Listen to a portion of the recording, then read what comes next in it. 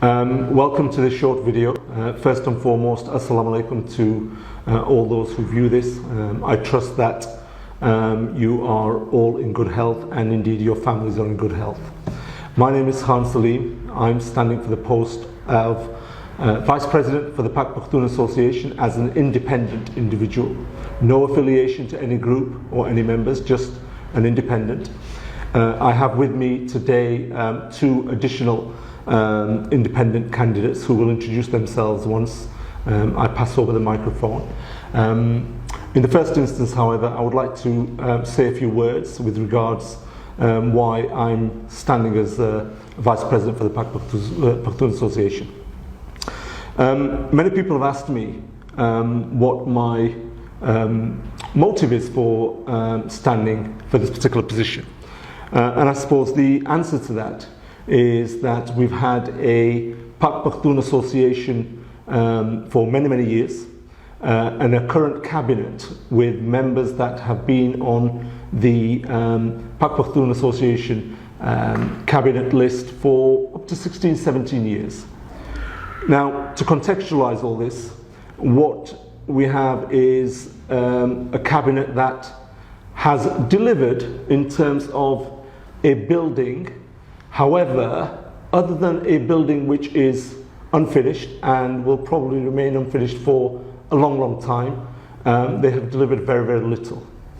Now I say that because we as Pashtuns in this wonderful country of ours have our second generation, third generation Pashtuns, yet we have Somali communities, Yemeni communities who have been here for a small number of years, yet have managed to provide infrastructure for themselves. They've got their own educational establishments, they've got their own masjids, they've got projects for their women, for their children to upskill them. And thinking about that, it shows that there's been very little added value by the Pak Pashtoon Association for our Pashtun Qawm.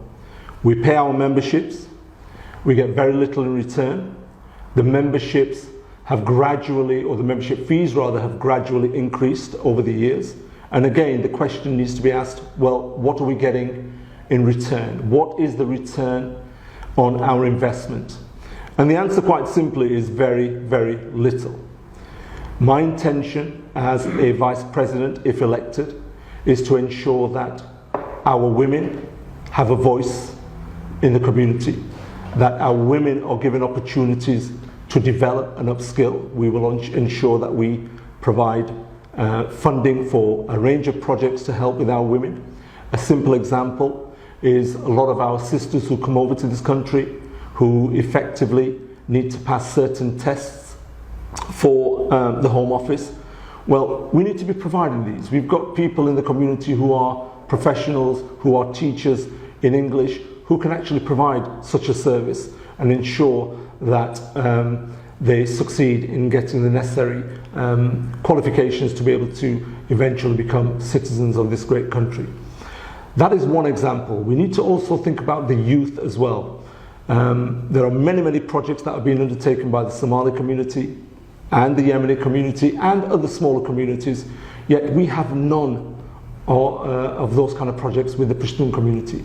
So myself as an academic in a university, a graduate of 5 very high profile universities in this country, my thought process is that enough is enough. It's time for a change. It is time to ensure that we get the right people in the right positions, people who are progressive, people who are honest, and people who are transparent. It's about ensuring that the Qawm, when they elect individuals like me and my 2 cousins by my side, that we actually perform, we carry out the duties, the responsibilities that have been entrusted by the electorate. We're not here for our own personal gains. There are no gains. We will make our own sacrifices, and we will ensure that we move the Pashtun community into the 21st century, because at present we are at least 20-30 years behind every other group of people that have settled here. I'm conscious that I don't want to spend too much time and I want the video to be short, so on this point I will now pass over to my cousin on my right, who will continue by introducing himself and then providing a little bit more in terms of why we are standing as an independent group of individuals for the Pak Pashtoon Association. Okay, right, thank you very much, Sal. He's stolen a lot of my thunder, thankfully, which makes it a lot easier for me to say what I'm going to say. My name is Mohammed Mumtaz Khan, born here in the UK. My older brother was born abroad, so I'm the first of my family to be born in the UK. Now, the reason I'm standing with my two colleagues on my left and my right is we were previously, and I'm currently, an executive member with the current board. Now, basically, we've had enough. We've come to the conclusion that yes, there was change in 2019 where approximately 3 new members were elected to the previous and current cabinet.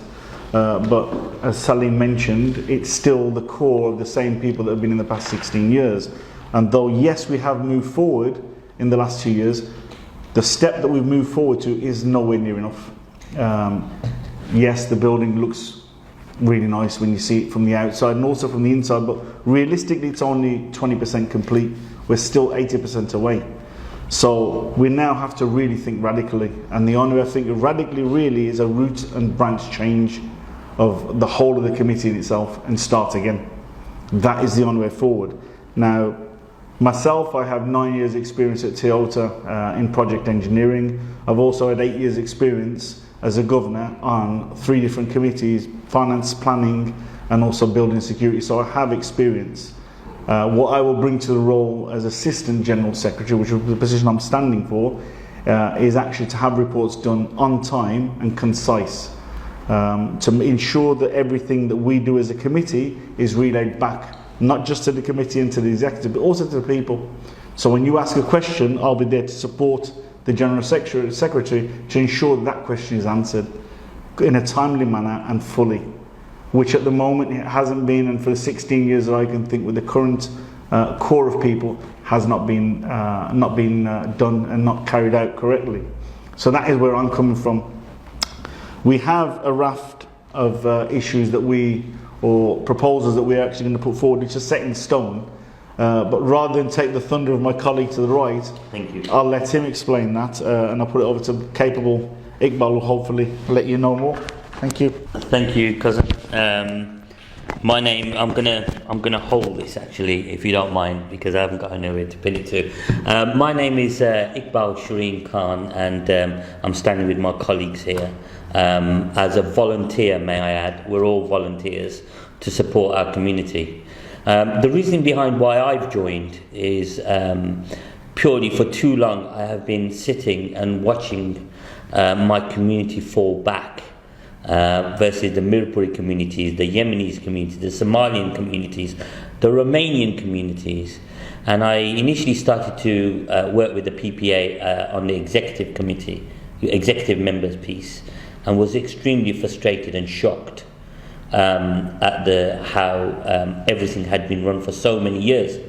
So now we've taken the initiative to really join the voting committee and really make a difference to this community, because it needs it. This is now time for change. There is no other way about it. This is the core part of when they raised the £100 membership, which we 3 of us totally disagreed against. Really is now a time for change. There's no transparency, there's no clarity on why they did it when we asked. Alternatively, we were told we will get the information, but it never came forward. So look, we as independents are standing for 5 key things, and I just want to take you through those 5 key things because they're very, very important. The first one is a change in the constitution. What we don't want is another 16 years of Iqbal Shereen standing, or Khan Salim standing, or Mumtaz standing. So what we're going to introduce is to refresh and give all the different Dabar a chance to nominate themselves and be part of the community. Is no one can stand for more than 2 terms, and then they have to vacate and not stand for another term and then after that they can stand again if they wanted to, which stops people being in their positions for 15, 16 years and becoming very, very stale. We need to move with the community. We need to recruit more people into the PPA, younger UK people, to make that difference as we go forward. And my children, I'd want my children to be involved in this as well going forward, inshallah. So that's a big, big change to the constitution. The other aspect is around the core facility around deceased support. So UK and overseas will provide £4,150. UK and burial in Pakistan will receive £4,150. And then any member who has deceased in Pakistan, their family over here in the UK will receive £2,000. That's towards anything that they want. It's entirely up to the individual family how they spend that money. But one thing I must say to you all is that we will give the full amount. So if your funeral costs come to £3,000, we will give you the remainder to the relevant family member that's nominated to have that money. So you will get the full amount. I'm talking about the full amount and not part. So I hope that's very, very clear. The third element is about the membership fees. Now we totally disagreed for £100 this year, and without knowing all the financial status that the PPA is in at the moment, we will absolutely guarantee you for the next 2 years, not 1 year, 2 years of a fee anything between £25 to £50. And in between, as part of me standing for the finance secretary, you will know how much you are spending and where you are spending. And when you ask any one of us, we will be able to give you an answer. At the moment, for the past 15 years, you haven't had any answers. For the past 6 to 8 months where we've been intricately involved, we've had no support from the current finance team. So you will have visibility on a monthly and a quarterly basis in terms of how much we're spending, where we're spending. It's your money, not ours. So that's number 3. Number 4, membership changes. This is going to be a big change for people who have daughters. And it's a fundamental change, and it will save you all a lot of money. What we're saying is that, and we're reverting back to your old policy that the current people changed. What we're saying is that any daughter over the age of 18 who lives with their parents, or who are either out of work or not working but unmarried or studying away, is covered under their father's policy. That is really important, because I know people who have daughters over the age of 18 who are paying separate fees. That is from next membership 2022, that will no longer be an issue for anybody if you vote for us this time around. So I want you to be very clear, and that could be a very big cost saving for all of you in our community. And it's something that we want to support women in the community going forward. A new membership. We've lost, I think, over the past 10 years, a fair few people who've gone off and moved away from the membership for various different reasons and set up their own committees, which is fine. What we want to do is bring back unity. Bring back all those people under one banner. We are one community. And we will come out to you if you've moved away and this PPA has upset you in any way. We will come to you and we'll ask you what you want, what you need. And we want you to come back to us and join us, and let's just be stronger together. So there's 5 policies. One around the change in the constitution, where someone can't stand for more than 2 terms, so it's constantly refreshed. Second is about the deceased support of £4,100 for UK and overseas, and UK burials that go to Pakistan. And members deceased in Pakistan 2000, you will get the full amount of money no matter how much the cost, if it comes under. Membership will guarantee 2 years, anything between £25 to £50. Membership changes, unmarried women who live at home with their parents and both their parents or one of their parents is alive will not have to pay any membership fees until they get married or their parents have passed away. And then the new members, we want you back. We will give you the incentive. So therefore, you're only going to pay £100 as a one-off fee, rather than the £300 that's currently in place, which is ridiculous, and the annual joining fee at that time. So please come and embrace us. We're here. This is the time for change. Thank you. So just to re-emphasise, if I may, on a couple of pieces that should be fine. That Iqbal has actually mentioned, and that is the membership fee, or for the girls over 18. So if you're already a member, come next year you won't need to pay again. So you'll still be a member in your own right, not under your parents' name, but you won't pay a fee for these 2 years that we're in. Hopefully, if you vote for us, that we're in, you won't pay. So that's new members. Girls that just turned 18, and also the current ones who've also already paid to become members. So we can't refund, unfortunately, because that money's already been taken, but next year you won't pay. That's your number one. And secondly, just an overall, on the 5 points we mentioned, the current people who are in power, the incumbents, have actually decided to use two of our items. So the 4,150 and the 2,000 they've adopted.